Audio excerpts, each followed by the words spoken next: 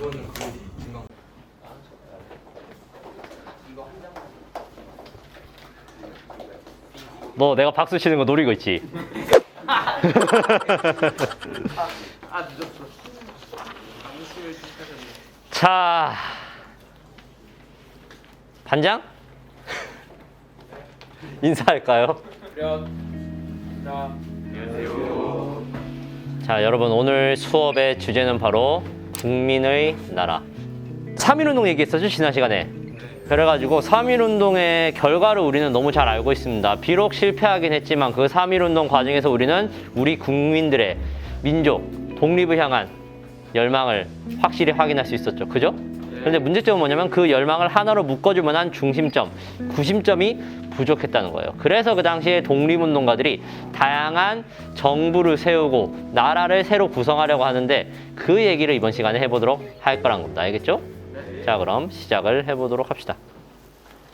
보면은 3.1운동 이후에 여기저기에 그 국민들의 마음을 모아주기 위한 정부가 세워지게 됩니다. 서울에는 한성정부가 세워지고요. 러시아 블라디보스토크에는 대한국민의회라는 게 세워집니다. 그리고 중국 상하이에는 대한민국 임시정부라는 게 세워지게 되고요. 근데 생각해 봅시다. 저렇게 정부가 여러 군데에 세워지면 우리 국민들의 힘도 어떻게 보면은 여러 군데로 나눠지고 분산이 되겠죠. 그래서 그걸 막기 위해서 저 친구들이 이제 합의를 보는 겁니다. 합의를 해본 결과 어떻게 하기로 했냐면은 한성정부의 개통을 잇고 대한국민의회를 흡수해서 중국 상하이의 대한민국 임시정부로 통합하자라는 게 최종적인 결론이었어요. 그래가지고 오늘 우리가 배우게 된 내용이 바로 대한민국 임시정부라는 겁니다. 상하이 같은 경우에는 우리나라에서 좀 거리가 멀잖아요. 그래가지고 아무래도 국내 정보를 수합하기에는 조금 불리한 측면이 있긴 해요. 하지만 그럼에도 불구하고 상하이가 위치가 좋은 이유가 뭐냐면은 먼 만큼 그만큼 일본이 간섭하기가 어려워요. 그리고 상하이는 국제도시거든요.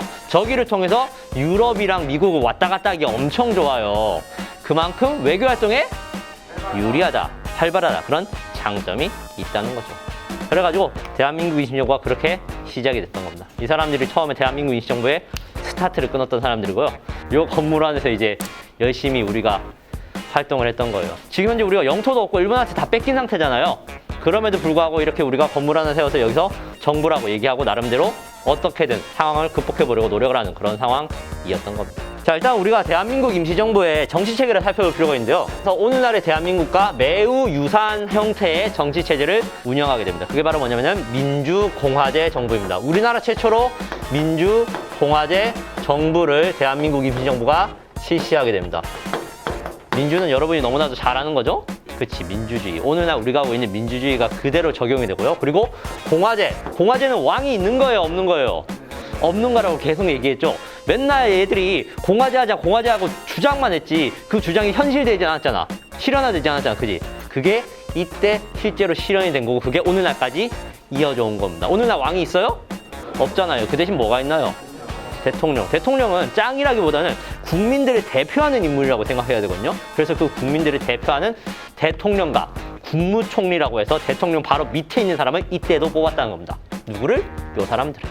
자, 왼쪽은 대한민국 임시정부의 초대 대통령입니다. 저 사람이 바로 누구냐면 이승만이라는 사람입니다. 여러분들이 이승만 너무나도 잘 알고 있죠? 그 유명한 짤 있잖아. 어림도 없다. 암! 휘바클래스 재밌는 거 암? 그 아저씨가 이승만 아저씨입니다. 그리고 국무총리가 누구였냐면 이동희 아저씨입니다. 이동희 아저씨 같은 경우에는 이제 대통령의 바로 밑에 있는 국무총리로서 대통령의 밑 2인자고요. 만약에 대통령이 자리에 없으면 그 역할을 대신하는 게 국무총리라고 생각하면 됩니다. 알겠죠? 당시에 이승만과 이동희 같은 경우에는 둘 다 독립운동을 향한 마음이 컸어요. 하지만 방식이 조금 달랐죠. 이승만 같은 경우에는 원래부터 영어를 잘했거든요. 그래서 미국을 왔다 갔다 하면서 외교 활동을 했어요. 당연히 이 사람은 어떤 방법으로 독립을 쟁취해야 된다고 생각할까요? 외교 활동을 통해서 독립운동을 하자고 주장을 하는 겁니다. 반면에 이동희 아저씨 같은 경우에는 이제 총과 칼을 주장합니다. 뭐 하자는 겁니까? 전쟁 싸우자. 무장투쟁을 통해서 나라를 되찾자라고 얘기하는 게 이동희 아저씨였던 겁니다. 그래서 따지고 보면 이 대한민국 임시정부는 이승만과 이동희, 외교와 무장투쟁 모두를 아우르는 균형을 맞췄다라고 볼 수 있다는 거죠. 이런 식으로 해가지고. 안타까운 점은 둘이 의견이 다르다 보니까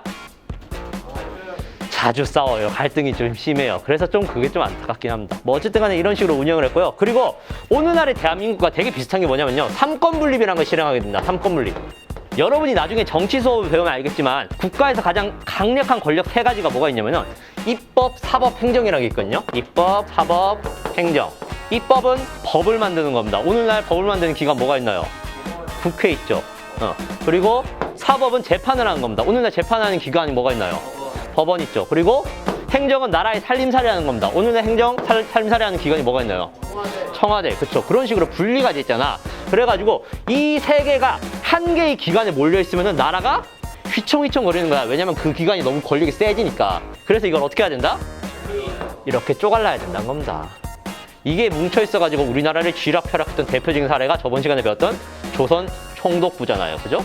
그래서 당시 대한민국 임시정부는 이거를 갈라가지고 권력을 분산시키고 나라가 안정적으로 운영되도록 노력을 했던 거죠. 그래서 입법 관련해서는 임시의정원이라는 걸 설립하고요. 그리고 사법 관련해서는 법원, 그리고 마지막으로 행정 관련해서는 국무원이라는 걸 세워가지고 삼권 분립을 실행했고 그게 오늘날까지 이어져 오고 있다. 여러분이 그렇게 생각을 하면 된다고 합니다. 자, 그러면은 대한민국 임시헌장이라고 해서 일종의 대한민국 임시정부의 헌법과 같은 게 있거든요. 이걸 보면서 우리가 내용을 한번 살펴보도록 합시다. 제1조 대한민국은 민주 뭐라 적혀있나요? 공화정으로 한다. 적혀있죠? 왕이 더 이상 없다는 거예요. 몇천 년 동안 우리나라는 왕이 있었고 황제가 있었는데 그걸 이제 없애버린다는 거죠. 제2조 대한민국 임시정부가 임시의정원의 결의에 의해 이를 통치한다. 임시의정원이 있고 그리고 법원이 있고 그리고 국무원이 있고 이런 식으로 나눠져서 삼권 분립을 한다라는 게 2조에 나와 있습니다. 3조 대한민국 국민은 남녀 귀천 및 빈부의 차별 없이 모두 평등하다. 이게 핵심이거든요, 사실. 자, 우리 이제 민주주의 국가잖아요. 그래가지고 국민 평등이라는 단어가 드디어 나오기 시작합니다. 엄청나게 상징적인 거예요, 이게. 영국이나 프랑스 같은 경우에는 이제 시민혁명을 통해서 17세기, 18세기 이럴 때 국민평등, 자유 이런 단어가 나오기 시작하거든요. 우리가 조금 한 발 늦었지만 이제 드디어 국민에 대한 내용이 나오기 시작을 한다는 겁니다. 생각해봅시다. 이전에 고종 아저씨 기억나나요? 고종 아저씨가 헌법 만들었을 때 이런 내용이 있었나요? 하나도 없었거든요. 국민에 대한 내용은 하나도 없었고 오직 고종 황제 자신에 대한 얘기만 있었잖아. 근데 대한민국 임시정부는 이제 정반대로 국민에 대한 얘기를 꺼내게 된다고 합니다. 국민의 평등, 그리고 제4조 봅시다. 대한민국 국민은 종교, 언론, 출판, 격사, 집회, 주소 이전, 신체와 소유의 자유를 누린다라고 나와 있죠. 그래가지고 국민의 평등뿐만 아니라 자유까지 얘기를 합니다. 평등과 자유를 어떻게 보면 보장을 해준다는 거예요, 이제. 그럼 국민들이 무슨 생각을 하겠어? 아, 이제 나의 나라구나라는 생각이 들 거 아니야. 솔직히 고종 때는 황제가 본인의 권리만 적어놨기 때문에 그거는 황제의 나라였잖아. 근데 이제는 국민의 나라가 이렇게 됐다는 겁니다. 그래서 우리가 그거를 뭐라 부른다? 민주주의라고 부르는 겁니다. 국민이 주인이다. 그래서 이걸 통해서 국민들의 주권의식이 높여진다. 아, 내 나라니까 내가 독립운동 위해서 힘써야지라는 그런 마인드를 불러올 수 있도록 이렇게 대한민국 임시정부가 설계를 했다라고 여러분이 생각을 하면 된다는 거죠. 이해가 좀 되나요? 여름이 되니까 이제 슬슬 더워지기 시작해. 헐? 정신이 나갔었나봐. 자, 지금부터 우리가 뭘 배워볼 거냐면요. 두 번째로 대한민국 임시정부의 주요 활동에 대해서 배워보도록 할 겁니다. 그래가지고 지도를 일단 그리고 시작할 건데요. 지도를 어떻게 그려볼까? 아, 야, 그거 어때? 약간 화면 그 합성을 사용해가지고 내가 이렇게 딱 하면 화면에 갑자기 지도가 착 그려지고 여러분이 와 하는 거야. 와. 아, 지금 말고. 자, 준비됐니? 와 할 준비됐니? 자, 그래서 지금부터 대한민국 임시정부의 활동에 대해서 살펴보도록 할 건데요. 일단 지도를 한번 그리고 시작을 해볼게요. 우리나라 지도가 그려져 있죠? 그리고 저기 빨간색으로 붙어 있는 거 보이나요? 저기가 대한민국 임시정부의 위치입니다. 근데 보면 좀 느낌이 오죠? 약간 거리가 멀어요. 그래가지고 그 당시에 대한민국 임시정부는 국내의 정보를 쉽게 수집하기가 어려웠어요. 그렇기 때문에 대한민국 임시정부가 전국에 뭐를 설치하냐면요. 일단 스파이를 심어놓기 시작합니다. 그걸 우리가 뭐라 부르냐면 연통제라 불러요. 연결하고 통한다 해서 연통제라고 부릅니다. 연통제 같은 경우에는 그 당시에 안창호 아저씨가 열심히 주도를 하는데요. 이 연통제가 평소에는 교사, 학생, 그냥 직장인 이런 사람들이야. 근데 이 사람들이 밤만 되면 이제 뭐가 되는 거야? 스파이를 착 변해가지고 국내의 정보를 수집해서 상하이로 전달을 해주는 거지. 혹은 임시정부 활동 관련해서 돈이 필요하면 그거를 또 모아가지고 전달을 해주고 아니면 임시정부에서 국내로 전달할 내용이 있으면 그거를 또 대신 국내에다가 전달을 해주게 됐던 게 그 당시에 스파이였던 연통제입니다. 그리고 그거 말고 또 비슷한 게 교통국이라고 있었어요. 교통국 같은 경우에는 통신을 위주로 하거든요. 얘 또한 국내의 정보를 열심히 수집하고 유통을 하고요. 또한 임시정부의 활동 관련된 비용들을 열심히 마련해가지고 또 여기로 보내주는 역할을 했던 겁니다. 자, 그래가지고 연통제랑 교통국이 열심히 자금을 전달해 주잖아요. 그러면 자금을 모으는 것도 있겠죠. 그 모으는 것 두 가지가 바로 어디냐면은 백상상회와 이륙양행입니다. 첫 번째, 이륙양행부터 알아볼까요? 이륙양행, 이응이 뭐 몇 개야? 하나, 둘, 셋, 넷, 다섯 개가 들어가는데 이륙양행 같은 경우에는 이제 선박회사예요. 배를 파는 회사인데 얘네들이 낮에는 배를 팔아요. 근데 밤에는 갑자기 또 돌변해가지고 여기 근처에 있는 독립 자금들을 모아가지고 이제 연통제에게 전해준 거지. 그럼 연통제가 그거를 상하이를 전달해주는 거예요. 부산 쪽에도 하나 있거든요. 뭐가 있냐면 백산상회라고 있어요. 얘네들은 해산물을 파는 회사예요. 그래가지고 평소에는 낚시 싸다 이러고 있다가 갑자기 밤이 되면 이제 여기서 독립운동 자금을 서울, 원주 이런 데서 모아가지고 연통제를 통해서 또 여기로 보내주게 되는 겁니다. 그런 식으로 우리가 독립운동에 필요한 자금들을 열심히 모아서 상하이를 전달해주면 여기서 나라를 위한 독립운동을 실행을 해 나갔던 거죠. 근데 이것만으로 돈이 부족하거든? 그래서 뭐라 하냐면요.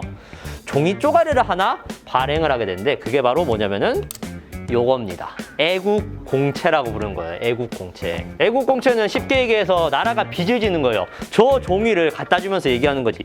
이 종이를 사면은 500원을 우리가 받을게요. 그 대신 대한제국이 독립을 하잖아요. 그러면은 550원을 우리가 돌려줄게요. 이렇게 얘기한 겁니다.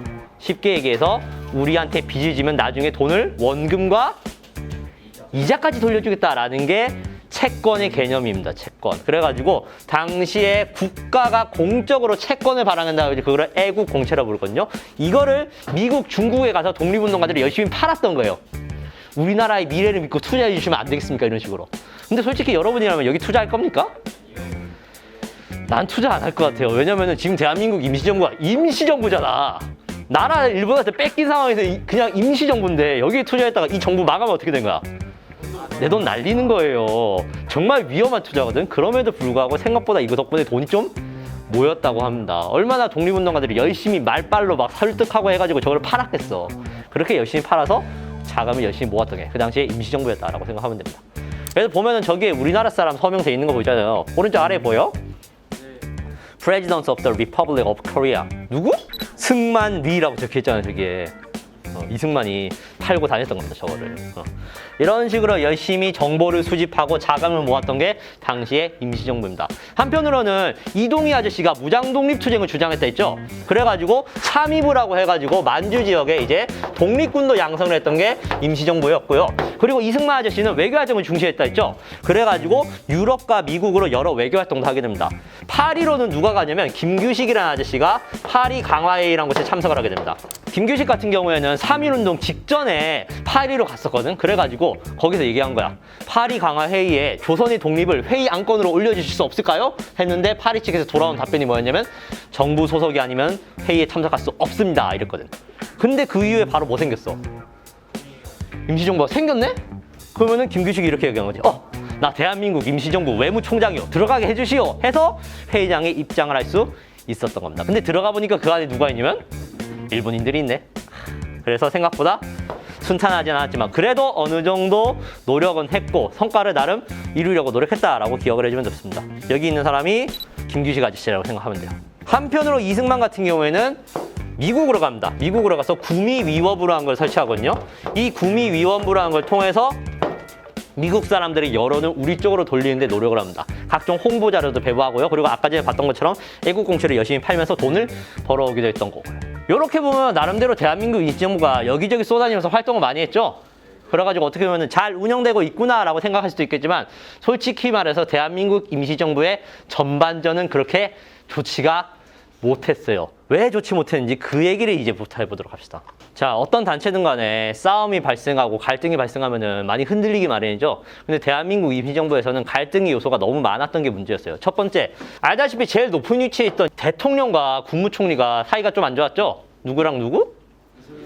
이승만과 이동휘. 이승만은 외교 독립론을 주장했고요. 이동휘는 무장투쟁 독립론을 주장했습니다. 의견 차이와 그 외 등등의 문제로 인해서 이승만과 이동휘는 사이가 안 좋았고 그게 분쟁의 씨앗이 되고 있었어요. 그런데 그 와중에 우리나라의 독립운동가들이 모두 같은 방법으로 독립운동을 하려는 게 아니잖아. 그래가지고 그 안에 있는 사람들끼리 또 이제 편이 갈린 거야. 어떻게 갈리냐면 민족주의와 사회주의로 갈리게 됩니다. 이 민족주의랑 사회주의는 나중에 다시 얘기하겠지만 민족주의 같은 경우는 우리 민족의 실력을 기르자고 주장을 해요. 애국개몽운동 기억나죠? 교육을 하고 산업을 진흥시켜서 민족의 실력을 기르자는 게 민족주의예요. 반면 사회주의 같은 경우에는 우리 사회에서 가장 소외된 하층계층이잖아. 노동자, 농민. 그 사람들의 힘을 길러야지 우리가 독립까지 이룰 수 있다라고 얘기하는 게 사회주의예요. 둘 다 말은 좋죠. 근데 방향이 많이 달라요. 그래가지고 갈등을 하게 되는 겁니다. 그런 와중에 우리가 정말 야심차게 기획했던 연통제, 교통국 있죠. 이 사람들이 그렇게 전국에 퍼져가지고 열심히 활동을 하는데 과연 발각이 안 될까요? 발각이 돼버리고 시작한 지 몇 년 안 돼서 결국 이게 다 잡혀버리게 된다. 흐지부지 돼요. 그러면은 자금줄 어떻게 된 거야? 끊기죠. 그래가지고 당시에 자금 문제가 엄청나게 크게 두고 가게 됩니다. 그런 와중에 이제 이 대통령 이승만에 대한 불만이 올라오기 시작한 거예요. 아니 이승만 이 사람은 대한민국 임시정부 대통령이라는 사람이 시작하자마자 미국으로 가가지고 그러니까 대한민국 임시정부가 시작하고 6년 동안 이승만이 상하이에 있었던 기간이 6개월이거든요. 그런 이유로 이승만은 되게 불안했어요. 대통령인데 왜 거기 없는 거지? 그래서 이승만이 없던 그 자리를 누가 대신 계속 메꿨냐면 안창호 아저씨가 진짜 고생을 했어요. 어쨌든 근데 이승만이 그 미국 가서 외교 활동을 한 것도 사실이긴 하니까. 그런데 그 와중에 사건이 터진 게 위임 통치 청원 사건이라는 게 터지게 됩니다.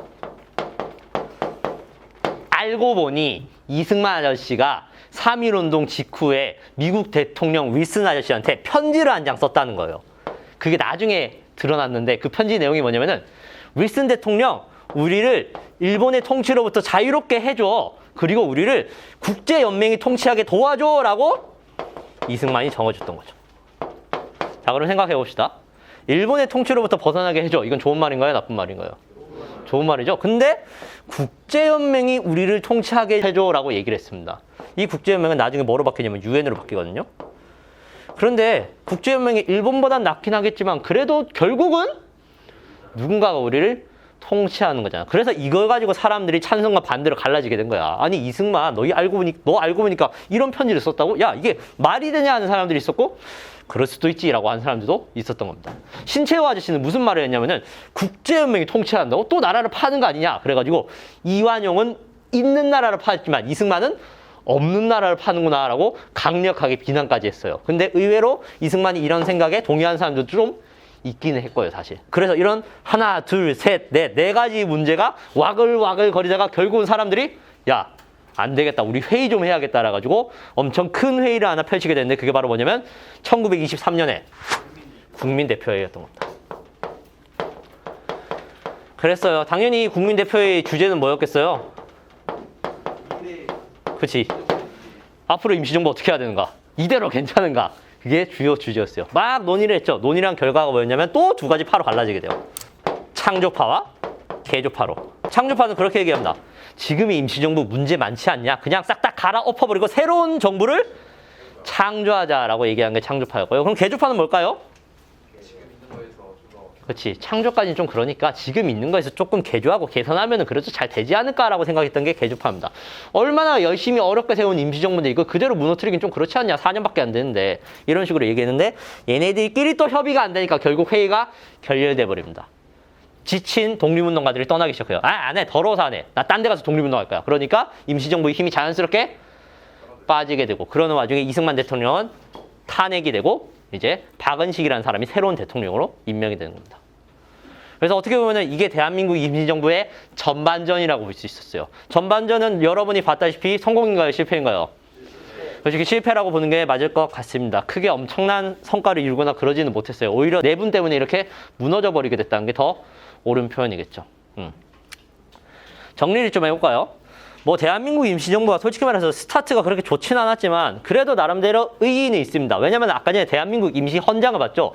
이 대한민국의 정치 체제가 황제를 위한 것도 아니고 왕을 위한 것도 아니고 뭐 양반이나 그런 사람들을 위한 것도 아니고 누구를 위한 거였냐면 국민을 위한 게 우리가 딱 보였잖아요. 국민의 자유, 국민의 평등을 중시한다. 민주공화정이다. 이런 걸 딱딱딱 박아놨기 때문에 어떻게 보면 우리가 지금 누르고 있는 민주주의의 근본이라고도 볼 수가 있다는 겁니다. 그런 점에서는 되게 의미가 커요. 그래가지고 내가 예전에 고정 수업할 때 그 수업의 제목을 뭐라 했었냐면 황제의 나라라고 했었거든요. 황제의 나라?